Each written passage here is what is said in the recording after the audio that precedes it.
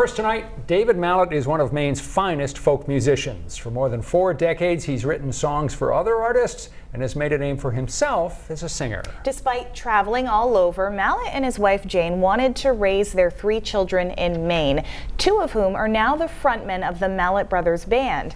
Safe to say, music runs very deep through this entire family. Remember the first time I saw a guitar and I felt this little lust in my heart. It was a little guitar in a barn down the road, and I was down there playing with this little friend of mine, and I looked and there was a broken guitar in the corner, and I thought, oh, I want it. But, you know, and it's probably 3 or 4 years later that Neil, my older brother, brought home a real playable guitar, and that's when I fell in love with it. Down the way where the nights are gay and the sun shines gaily on the mountain top. It didn't take long for David and Neil to learn enough to land themselves on a talent show. My brother and I went on Spotlight on Youth in Bangor. There's a weekly TV show, all kinds of talent. Like they had tap dancers, and I still know one of the guys that was on that show that tap danced. Little kids, you know, it was great. And I was like 11 and Neil was 15, 16, and we sang a country song and we won the first round. How old do you think you were when you really thought music could be a serious thing? Right there. Right from when I was 11, 12 years old.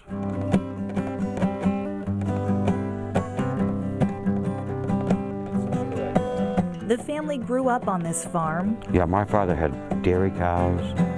I learned how to milk cows by hand and all that. At one point we had sheep. And did the 4-H thing and all that back in the 60s. This is where David Mallett drew inspiration for much of his writing, including the Garden Song, which was recorded by a number of artists like Paul Stuckey and John Denver. Inch by inch, row by row, gonna make this garden grow. He didn't know it at the time, but that hit would be life-changing not just for him, but his children.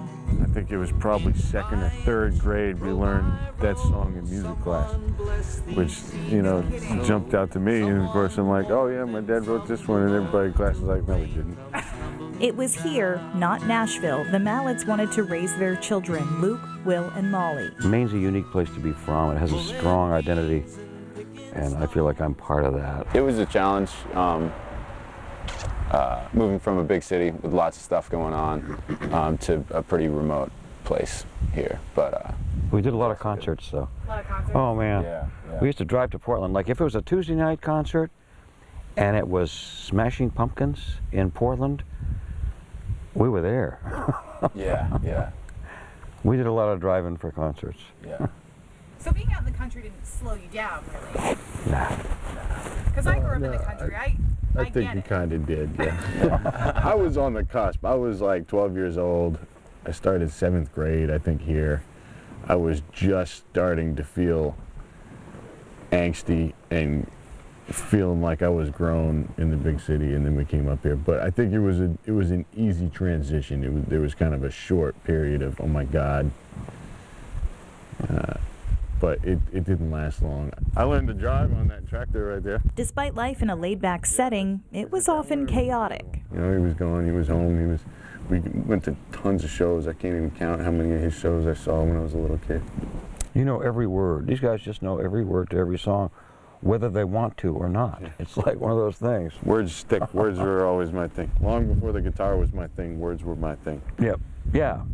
Do you guys have a favorite song that your father wrote? Oh, too many. Yeah, Snowbound.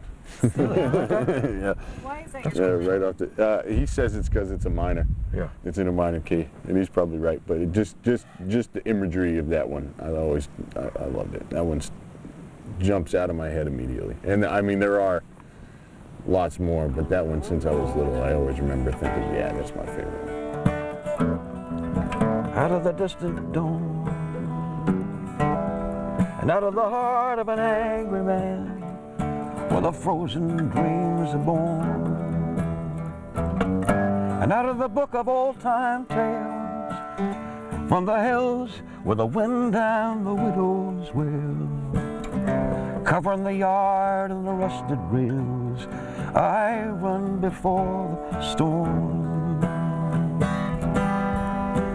There's one verse. Probably can't help but be influenced by his music, right? I mean, Yeah. My earliest music that I think was exposed to was stuff that my parents were either playing on the CD or the tape player, which would have been like Gordon Lightfoot, Bob Dylan, Creedence, little Rolling Stones, and then just the sound of him playing guitar over in the next room. And so those were definitely my, I think, real fundamental influences. And then when Luke started going to middle school in Nashville and hanging out with the